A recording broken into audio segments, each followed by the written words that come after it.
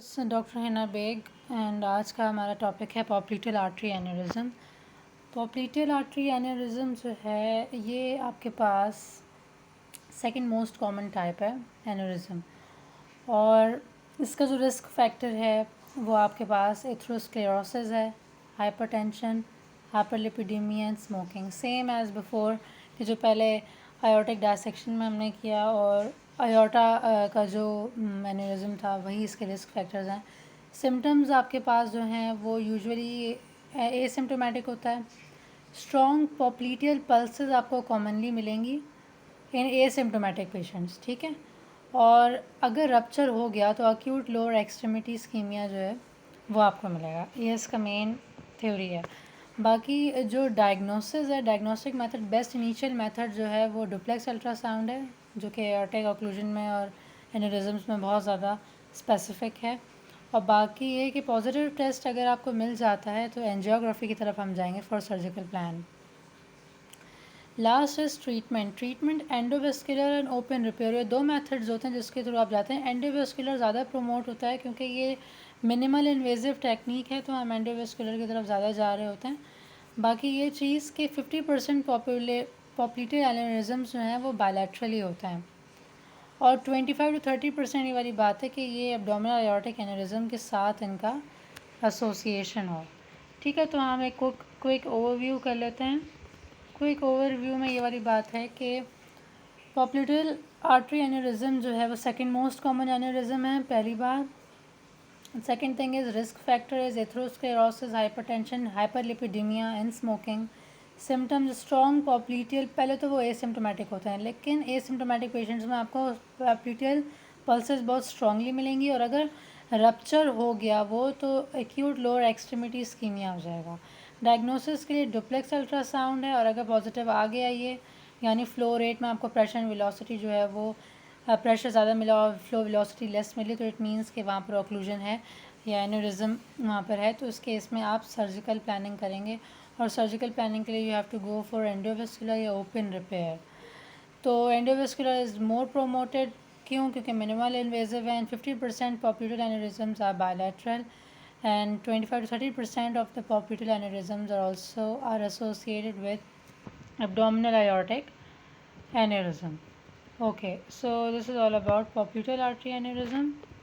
अच्छा जी, अब हमारे पास दूसरी चीज़ ये है कि पॉप्लीटियल आर्टरी एन्यूरिज्म्स के साथ दूसरे एन्यूरिज्म्स भी कोइंसाइड कर रहे होते हैं। वो कौन कौन से हैं? यहाँ पे देखें 55% ये बात लिखी हुई है कि एब्डोमिनल आयोर्टिक एन्यूरिज्म कोइंसाइड कर रहा है विद पॉप्लीटियल, बायलैटरल पॉप्लीटियल 100% एंड 53%। तो यहाँ पे ये वाला पॉइंट जो है वो नोट करवाना था।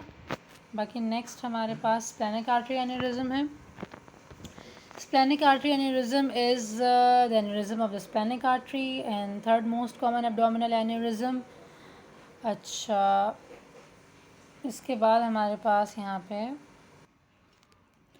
Okay, so third most common abdominal aneurysm है, और ये मोस्ट कॉमनली वुमेन में देखा जाता है। अच्छा, अब रिस्क फैक्टर्स इसके क्या हैं? Risk factors are portal hypertension, multiple pregnancies and pregnancy in third trimester. अच्छा, अब पोर्टल हाइपरटेंशन क्यों इसका रिस्क फैक्टर है? क्योंकि जो हमारे पास सीलियक वेन, सीलियक ट्रंक है, जो हमारे पास सीलियक ट्रंक प्रेजेंट है, वो सीलियक ट्रंक क्या कहते हैं, एक आर्टरी जो है वो लिवर के पास लेके जाती है, और एक आर्टरी जो है वो स्प्लीन को सप्लाई करती है।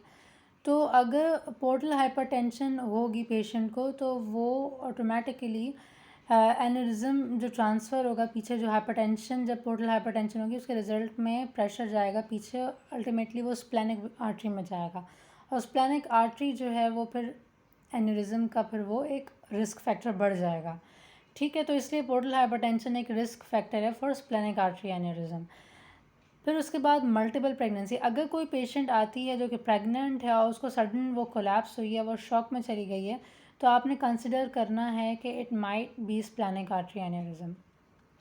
अच्छा, वास्ट मेजॉरिटी जो होती है ना वो एसिम्टोमेटिक होती है, ठीक है, और ये वो होते हैं जो रप्चर नहीं हुआ हुआ होता जिनका एन्यूरिज्म। ठीक है, पेशेंट जो है ना acute lower upper quadrant abdominal pain के साथ प्रेजेंट करता है with shock and nausea vomiting.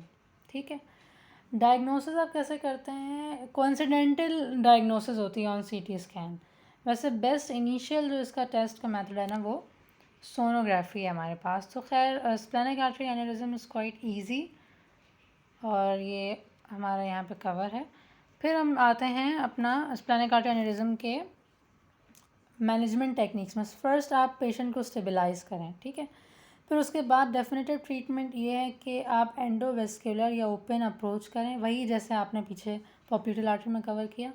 Treatment की इंडिकेशंस ये हैं कि अगर तो रप्चर हो गया है तो आप एंडोवेस्कुलर ओपन अप्रोच में जाएंगे। सिम्टम्स आपको प्रेजेंट मिल रहे हैं, वुमेन चाइल्ड बेयरिंग एज की है और शॉक और उसके साथ प्रेजेंट किया है उसने, ये एनेरिज्म जो है वो ग्रेटर देन 2 सेंटीमीटर उसका साइज़ हो चुका है, तो उस केस में जो है आप ट्रीटमेंट उसमें आप उसकी इंडिकेशंस में ये चीज़ आ जाती है, ठीक है।